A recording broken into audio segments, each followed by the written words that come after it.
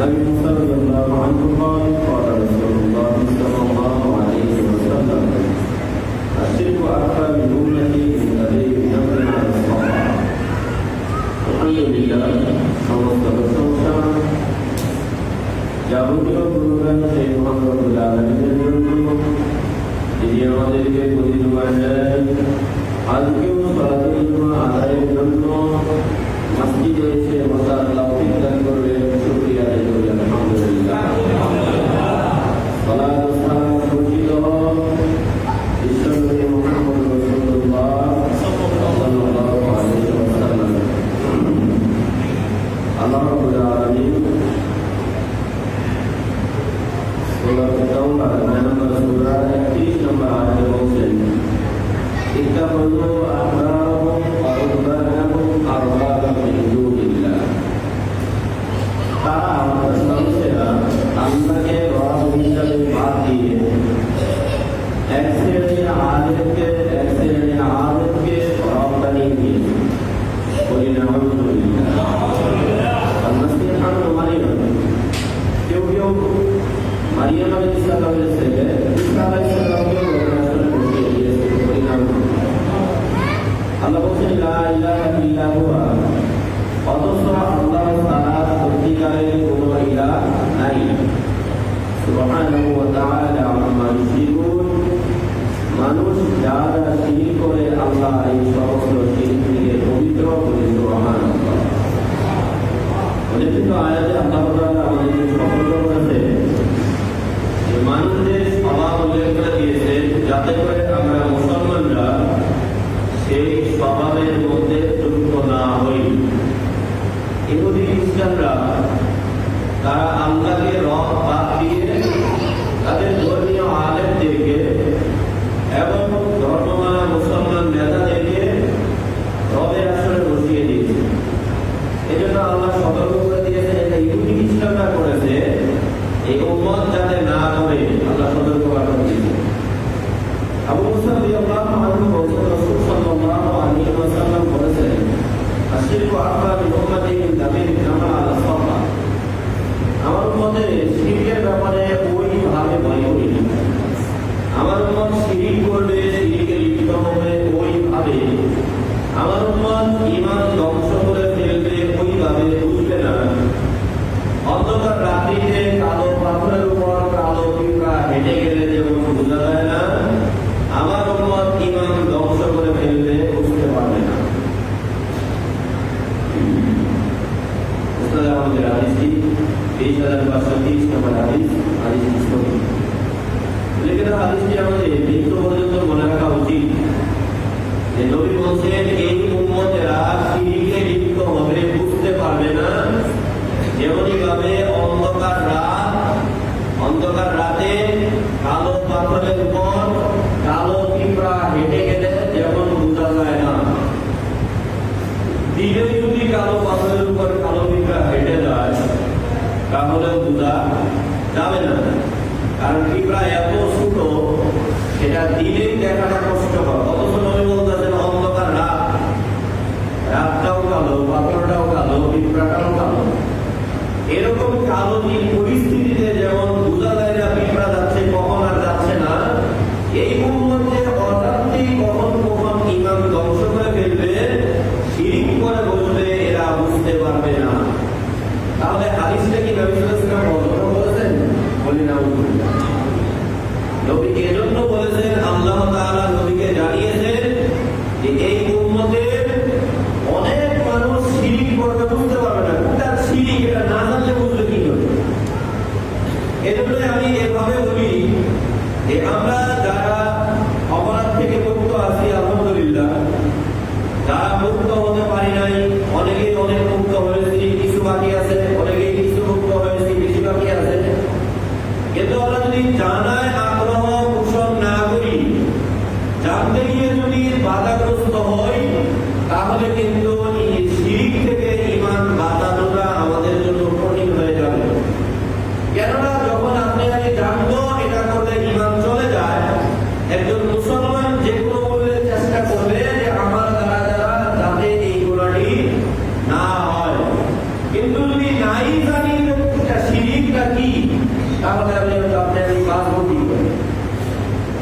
আল্লাহ যেন আমাদেরকে সঠিক বুঝদার করে এবং জানার ক্ষেত্রে পরিমানসিকতাকে প্রশস্ত করার তৌফিক দান করেন।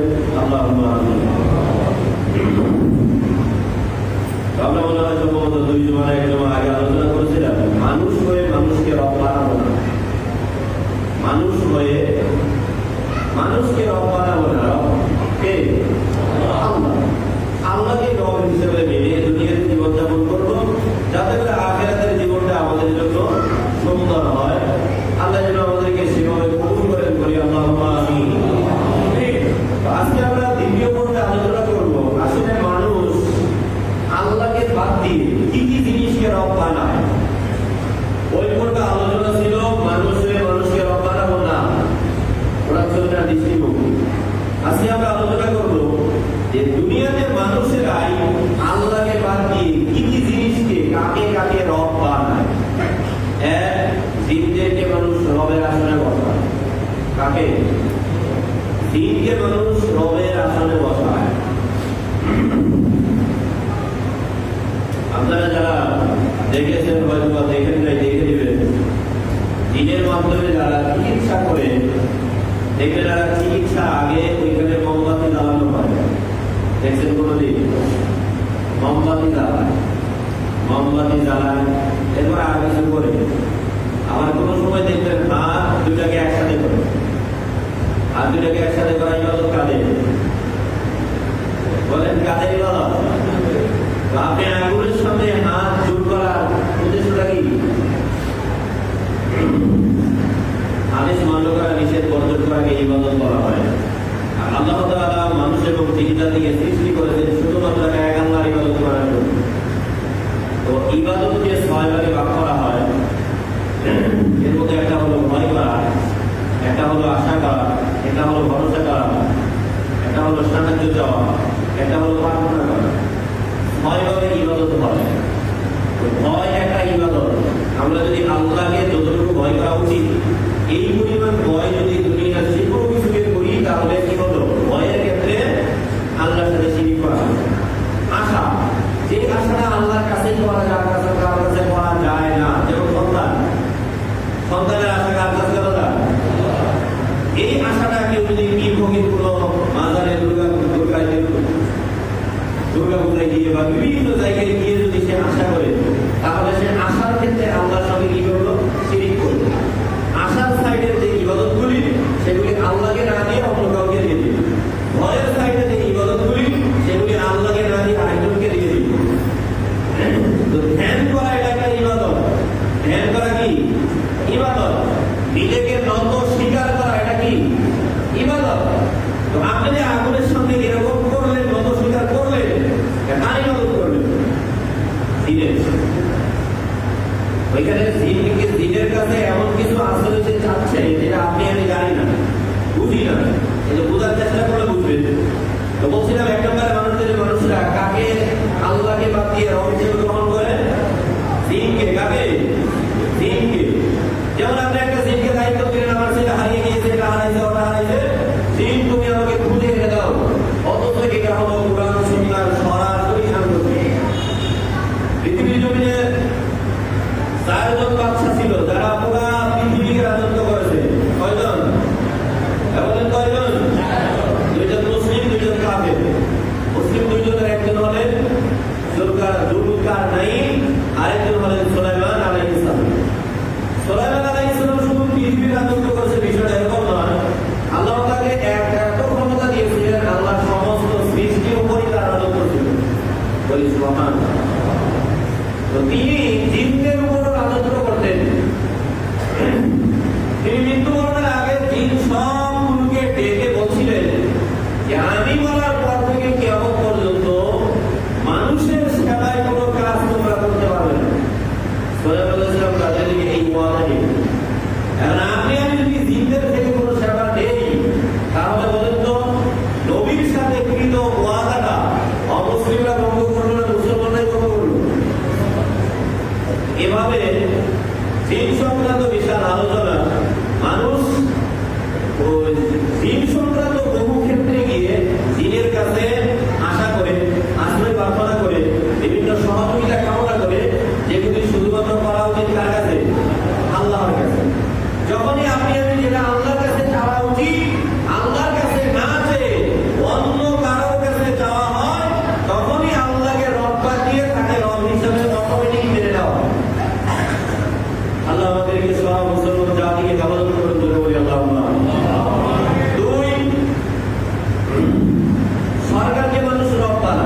টেবিলে 3095 হাদিস এবং সূরা ইউসুফ 12 নম্বর সূরা 40 নম্বর আয়াত।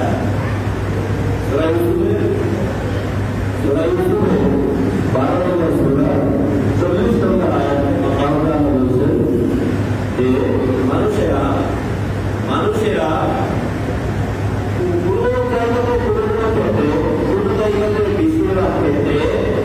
আল্লাহকে রবের জায়গা থেকে সরিয়ে সরকারকে রাষ্ট্রপ্রধানকে রবের জায়গাতে বসিয়ে দেয়।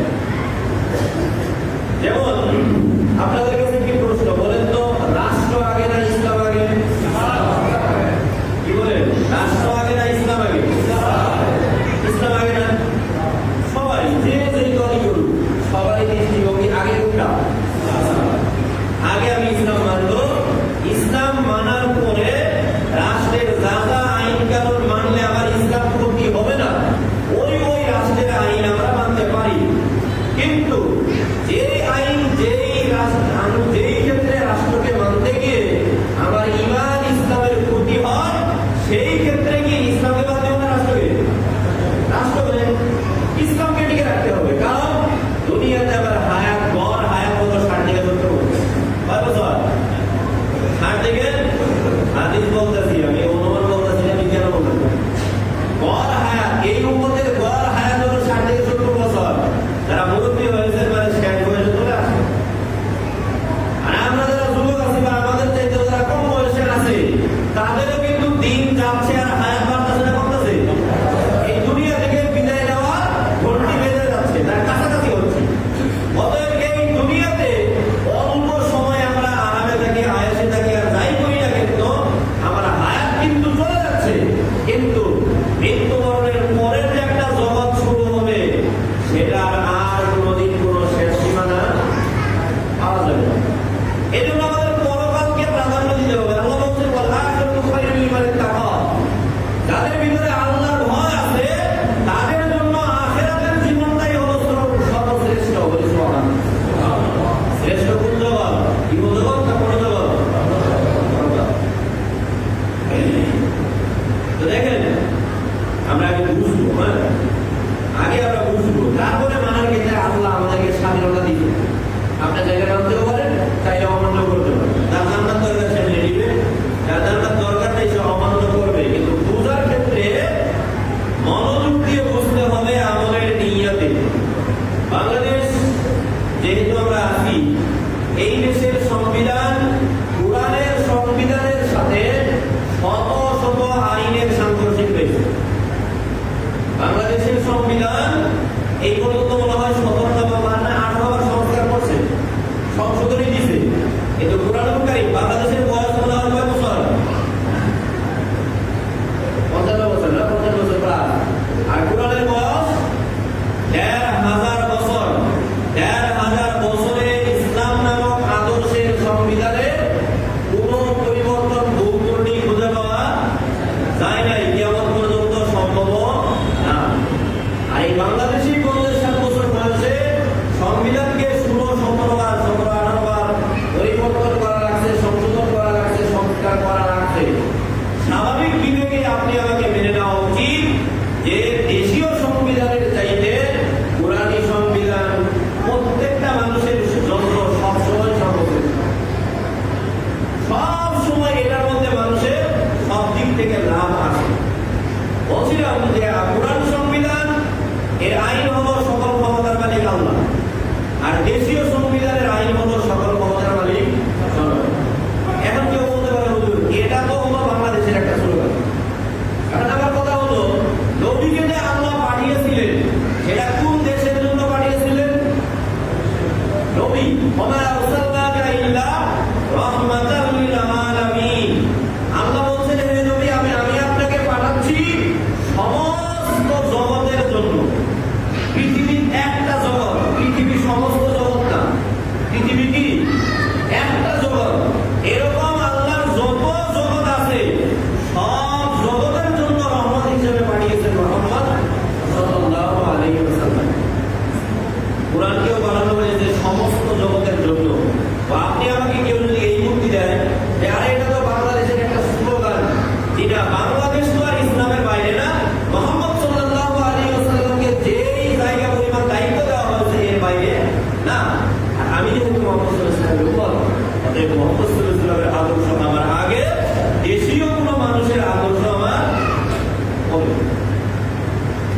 তাহলে এখন যারা সকল ক্ষমতার মালিক আল্লাহকে মেনে নিবে তাদের রব আল্লাহ, আর যারা এটা বাদ দিয়ে ওনাকে মেনে নিবে সকল ক্ষমতার মালিক জনগণ, তখন কিন্তু তার রব আর আল্লাহ থাকতেছে না। যখন আপনি আমি মেনে নিব সামাজিকভাবে সুদের লেনদেন করা হারাম, কিন্তু ব্যাংকিং ভাবে সুদের লেনদেন করা বৈধ, লাইসেন্স আছে, তাহলে ব্যাংক কেন্দ্রিক রব একটা আর সমাজ কেন্দ্রিক রব হয়ে যাচ্ছে। বলেন, আপনি তো নিজেই বুঝেন, সচেতন মানুষ, এই যুগের মানুষ, এদেরকে তো বোঝাতে হয় না। আমরা সবাই স্বাভাবিকভাবেই বুঝি সুদ ব্যাংকের জন্য হারাম, সমাজের জন্য হারাম, দেশের জন্য হারাম, আন্তর্জাতিক জন্য হারাম। কিন্তু কোন জায়গার জন্য যদি লাইসেন্সের মাধ্যমে বৈধ হয় আর কোন জায়গার জন্য যদি লাইসেন্স না থাকার কারণে অবৈধ হয়, তাহলে রব তো দুইটা হলো, এই এক জায়গাতে হারাম আর এক জায়গাতে হারাম। রব দুইটা হলে কিন্তু তখন শিরিক হয়, হিসাব তো আমরা জানি।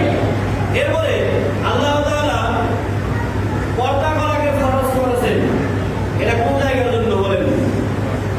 যখন আপনি আবার মেয়ে বা ছেলে বা মহিলা বাড়ি থেকে বের হবে, তখন বোরকা পরে যাবে, আবার বাড়িতে আসলে খুলে ফেলবে, শেষ। এই জন্য কি বলেন? এই জন্য, অথবা শুধু পরিবারের জন্য, ভার্সিটির জন্য না, ঠিক কিনা? ভার্সিটির জন্য কি পর্দা ফরজ?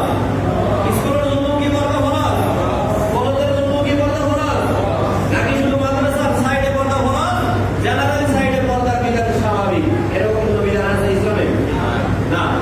কিন্তু যারা ইসলামের জায়গাগুলিতে পর্দাকে ফরজ হিসাবে মানে, ভিন্ন জায়গাকে পর্দাকে ফরজ হিসাবে মানে না, আমল করে না, এটা বলি স্বীকারোক্তি দেয় না, এদের রব দুই জায়গা দুইজনের আলাদা হয়ে গেছে। যারা আল্লাহকে সব জায়গাতে পর্দা ফরজকারী হিসেবে মানে, তাদের রব আল্লাহ আছেন। আর যারা বিভিন্ন ক্ষেত্র বিশেষ বলতেছে এটা আলাদা আউটসাইড, তাদের জন্য রব আরেকজন হয়ে গেছে।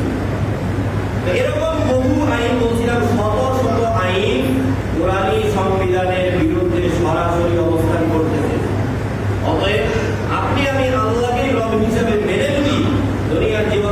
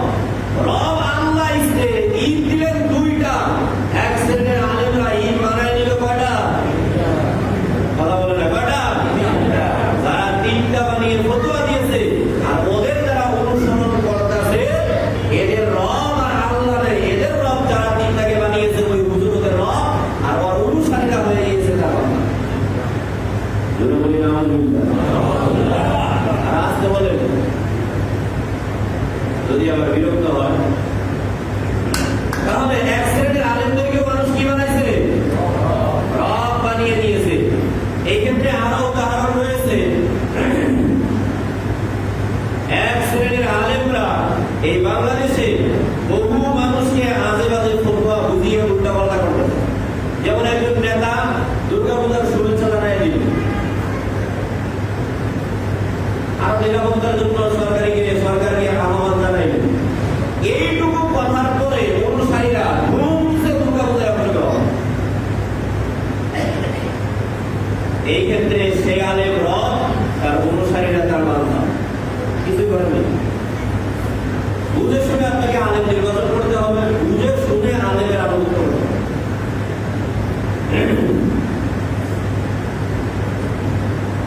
4 নম্বর, এক শ্রেণীর স্বাভাবিক মুসলমানকে মানুষ রব বানায়। এক শ্রেণীর সাধারণ মুসলমানকেও কি বানায়? রব বানায়। মানে সে দায়িত্বশীল। ধরেন আমি জুমার খুতবায় লাগাতার একটা বা দুটা তিনটা জুমার খুতবায় বললাম তাবিজ দেওয়া শিরিক। বুঝেন? ভালো করে মাথায় ঢুকান। আপনি বলবেন না তাবিজ না দিলে এই ঝামেলা হয়, ওই ঝামেলা হয়, বাচ্চা কান্নাকাটি করে, দিলে করে, ভুতো করে, এটা করে, সেটা করে, বেলা কিছু।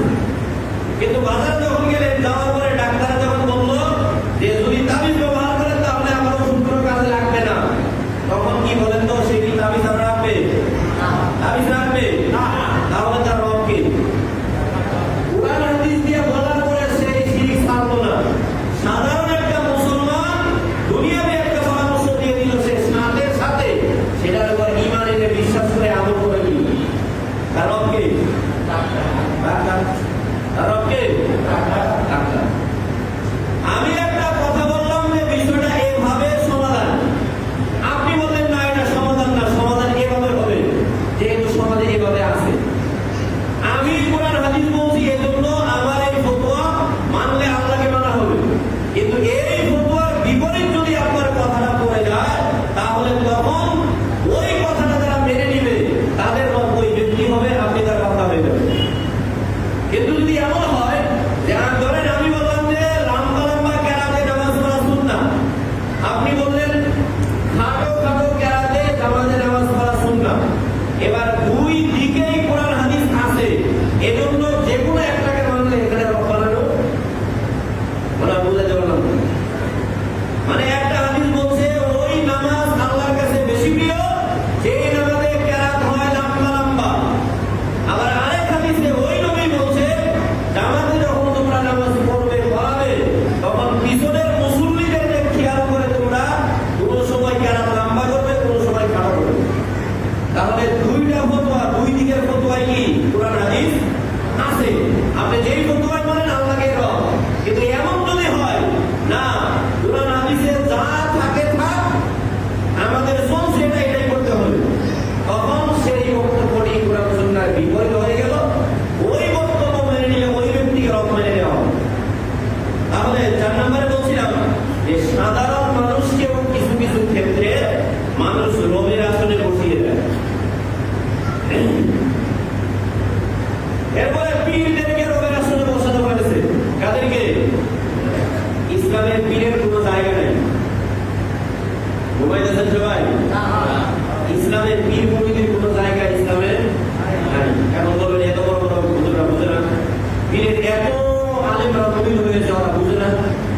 বুঝে কি বুঝে না, এটা পীর মুরিদের আলোচনায় বিস্তারিত আসবে। এখানে শুধু এতটুকু বলছি, আপনারা জানেন এই দেশের সর্বোচ্চ হক্কানি পীরকে, আমার কথা বুঝেন নাই? এই দেশে হাজার হাজার পীর আছে, এর মধ্যে সবচাইতে হক্কানি পীর কি? সর্বনাই, উনি হলো সবচাইতে হক। তো ওই তোদের নায়েবে আমি বলছি যে কিয়ামতের দিন আমাদের পীরেরা বড় বড় জাহাজ দিয়ে বলসিরাতের ঘাটে অপেক্ষা করবে, মুরিদদেরকে ওই জাহাজে উঠিয়ে জান্নাতে পৌঁছায় দিবে।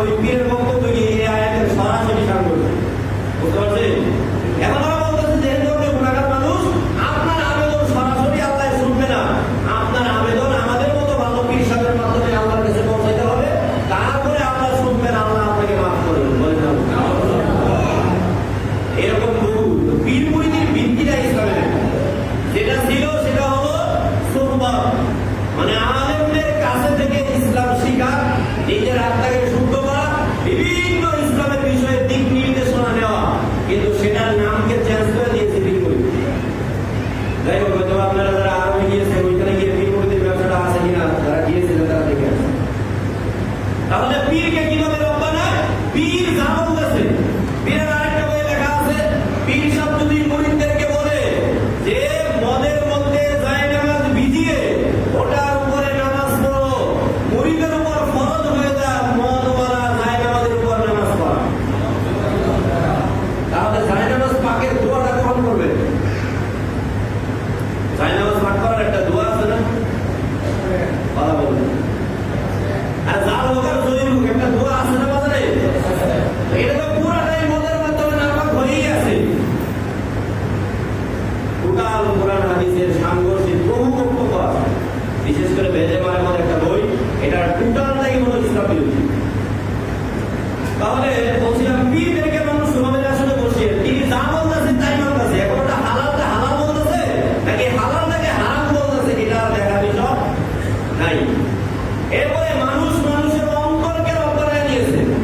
সূরা ফুরকানের 23 নম্বর আয়াতে আল্লাহ বলেন, আরাইতা মান ইত্তাখাযা ইলাহাহু হাওয়া, তোমরা কি রব আল্লাহকে বাদ দিয়ে নিজের অন্তরকেই রব বানায় নিলা?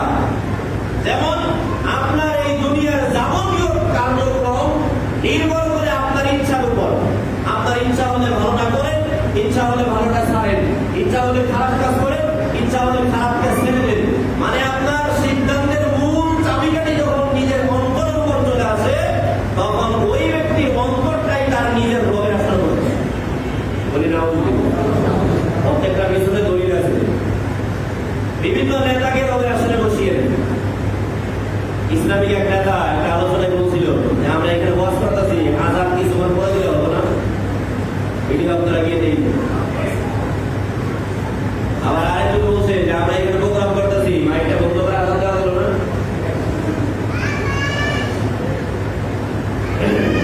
তোমরা অনেক সচেতন নেতা বের হয়েছে যারা সংশোধনের রাস্তায় আছে, কিন্তু আমাদের সংশোধনের চিন্তাধারায় সবসময় থাকা উচিত। এটাই হলো জ্ঞানীবানদের কাজ। আবু সুফিয়ান কাফের ছিল কিন্তু সচেতন নেতা ছিল, যার কারণে সে ইসলাম গ্রহণ করেছে। এবং নবী সাল্লাল্লাহু আলাইহি ওয়াসাল্লাম বলেছেন, তারা জাহিলি যুগে সম্মানিত ব্যক্তি ছিল, তারা ইসলাম গ্রহণের মাধ্যমে আল্লাহ ইসলামের জীবন অবস্থায় তাদেরকে সম্মানের জায়গাতে আল্লাহ রেখে দিয়েছেন। যেমন উমর রাদিয়াল্লাহু আনহু জাহিলি যুগে সম্মানিত জায়গাতে ছিল, ইসলাম গ্রহণ করার পরে কোন জায়গাতে আছে? আবু সুফিয়ান কাফের অবস্থায় যেমন সম্মানিত জায়গায় ছিল, নেতার জায়গা, বিদ্যা বুদ্ধি কাজে লাগানোর কারণে ইসলাম গ্রহণ করেছে। আর ইসলাম গ্রহণ করার পরে আল্লাহ তাকে সম্মানিত জায়গায় রাখছে, নরম জায়গায় রাখছে। তাহলে বিভিন্ন সেক্টরে বিভিন্ন জায়গায় নেতাদেরকেও মানুষ আল্লাহ আইন কানুন লঙ্ঘন করে নেতাকে রবের আসনে বসিয়ে রাখছে। ধন সম্পদকে মানুষ রবের আসনে বসিয়ে রাখছে। কিসেকে? সুলেমানের কাকে? এটার একটা উদাহরণ হলো, আমার মেয়ে চাকরিজীবী ছেলে ছাড়া বিয়ে দিব না, ঠিক আছে না? আমার মেয়েটাকে চাকরিজীবী ছাড়া, ধন সম্পদওয়ালা ছেলে ছাড়া বিয়ে দেওয়া যাবে না। বেকার ছেলের কাছে বিয়ে দিলে আমার মেয়েটাকে সুখী বানায় মেরে ফেলবে, ঠিক কিনা? ঠিক কিনা? চিন্তাধারাটা এইরকম পর্যায়ে চলে আসে, অথচ এই বিশ্বাসটা সরাসরি কি? আল্লাহ বলছেন ছেলে মেয়ে ধনী না গরিব এটা চিন্তা করে, আগের চিন্তা হলো তার বিয়ের দরকার কিনা। যদি তার বিবাহের বয়স হয়, দরকার হয়, তাহলে তার বিবাহের ব্যবস্থা করো। আর এই বিয়েটা যদি চরিত্র রক্ষার জন্যই করা হয়, তাহলে সে যত গরিব থাকুক, ধনী বানানোর দায়িত্ব সরাসরি আল্লাহ নিয়ে নেবে।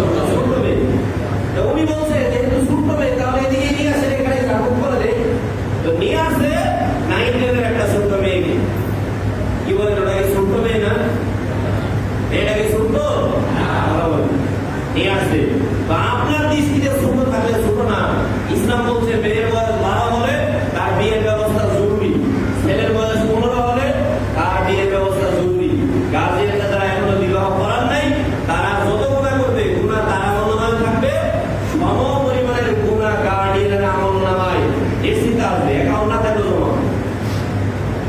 শেষের দিকে ছিল আমি বলছি শয়তানকে মানুষ রব বানায়, সভ্যতা সংস্কৃতি সমাজের বিভিন্ন রীতি নীতিকেও ইসলামের উপর প্রাধান্য দিয়ে রব বানায়, বিচারককে রব বানায়, বিভিন্ন ফ্যাশন আইডলকে তারা রব বানায়, মূর্তি প্রতিমা পাথর সূর্য আগুনকে তারা রব বানায়, বিজ্ঞান প্রযুক্তিকে তারা রব বানিয়ে নিয়েছে, বিভিন্ন মতবাদ আদর্শকে তারা রব বানিয়ে নিয়েছে, পরিবার সন্তান স্ত্রীদেরকে তারা রব বানিয়ে নিয়েছে, তাদের সিস্টেমে আইন ব্যবস্থাকে তারা রব বানিয়ে নিয়েছে। এখানে আমরা মোটামুটি লিস্ট করেছি 15 থেকে 20টা বিষয় যে মানুষ আল্লাহকে বাদ দিয়ে বিভিন্ন মানুষ বিভিন্ন সেক্টরে রব বানায় নিয়েছে, অথচ নিজেই বুঝে না যে আমার ঈমানটা চলে গিয়েছে। শুরুর হাদিসটা বলে আলোচনা শেষ। নবী সাল্লাল্লাহু আলাইহি ওয়াসাল্লাম বলছিলেন, শুরুতে যেটা বলছিলাম যে অন্ধকার রাতে কালো পাথরের উপর কালো পিঁপড়া হেঁটে গেলে যেমন বোঝা যায় না, আমার উম্মত ঈমান ধ্বংস করে ফেলবে, শিরিক করবে, বুঝতে পারবে না। আল্লাহ আমাদের বুঝার তৌফিক দান করুন।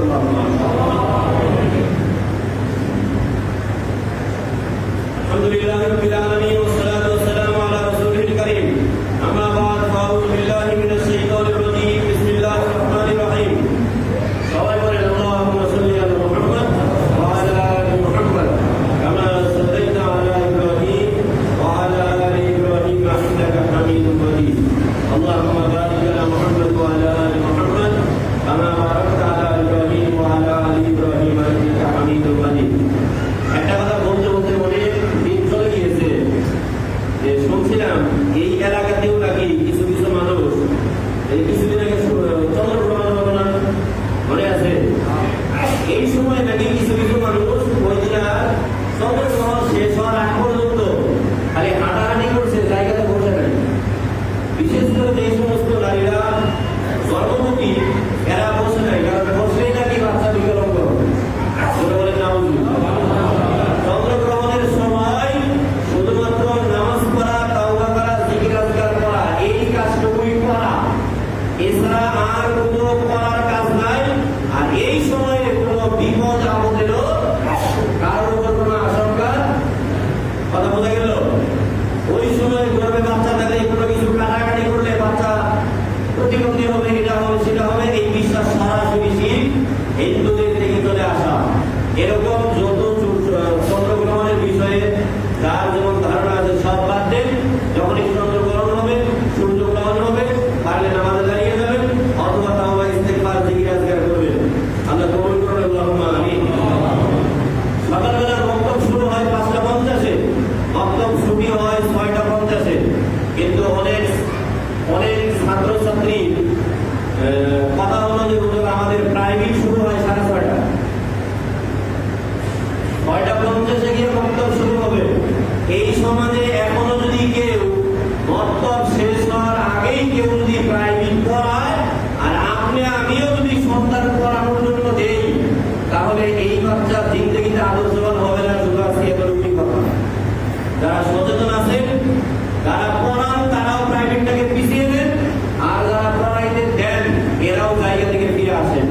যে সেই সেক্টরে এরকম অনেকে আছে ভিআইপি, যে আমার ছেলে বা নাতি বক্তব্যে যেতে চায় না, এই জন্য হুজুর আমি ডেকে নিয়ে বাড়িতে পড়াই কিনা এটা বলবেন। বক্তব্যের টাইমে কোরআন শিক্ষার জন্য ডাইরেক্ট সরাসরি মাস থেকে পড়াতে হবে, অথবা বক্তব্য যেখানে পড়ানি হয় যদি আলাদা